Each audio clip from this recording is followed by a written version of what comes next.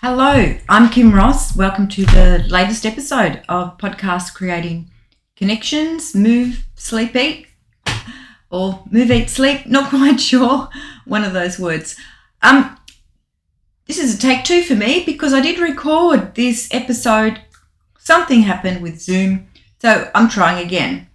Hopefully the adage holds true that, if you rewrite something, it's normally better. So I'm hoping this was even better than the first version. Do you walk? Have you been told that you should walk?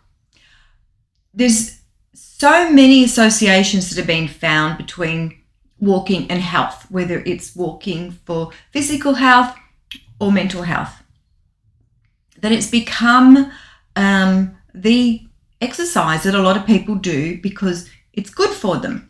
It might have been prescribed by their doctor or by their allied health professional, and it's normally prescribed, and the research supports that it's part of a treatment. It might be walking and medication or walking and therapy or all three.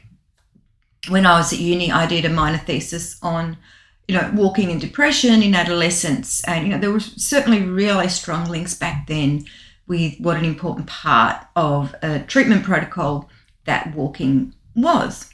But, like so many things we're told are good for us, that they can become a chore. Another one of those things that's put on your have-to-do list to take care of yourself. And you might drag yourself out of bed and, go and do it. And some days it's great. Some days it's like, oh, no, here's this thing that I need to do.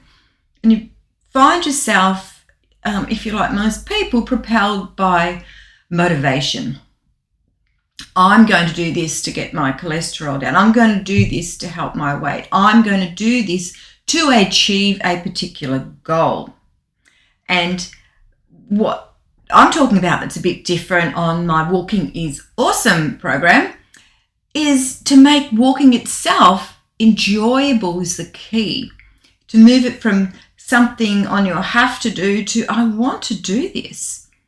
I love doing this, not just because of the result, but because I enjoy it.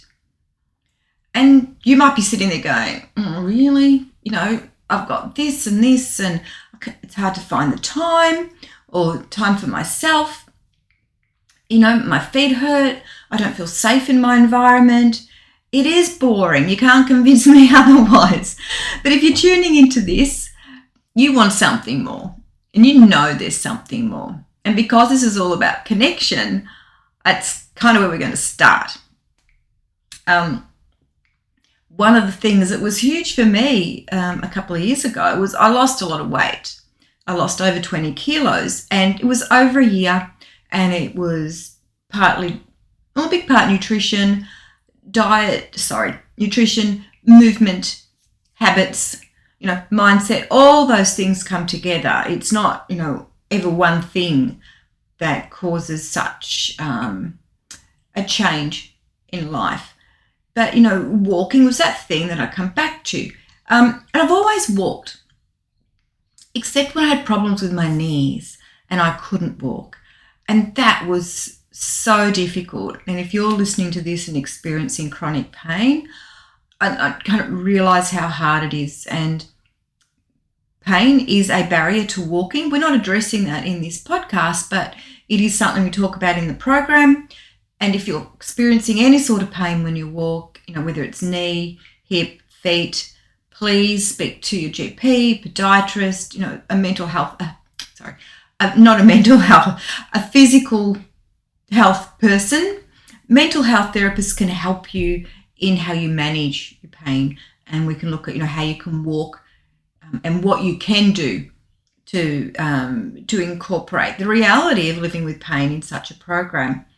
But for me, when my problem was finally fixed, and it was like, wow, I have no pain.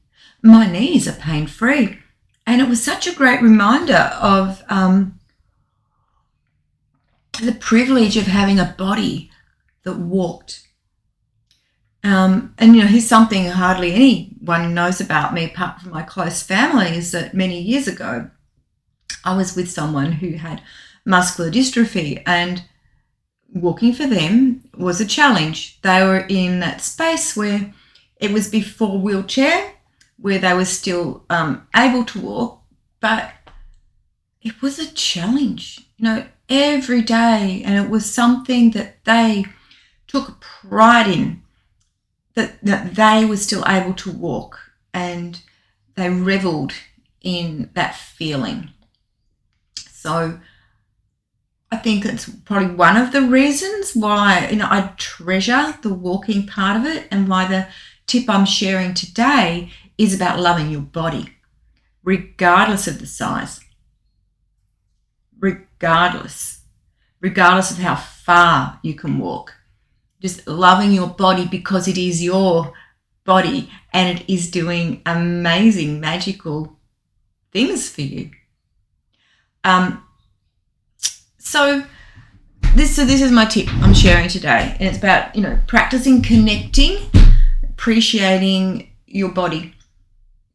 And I am going to get hands-on with you. Well, I'm not, but I'm going to encourage you to. So first thing is looking at yourself.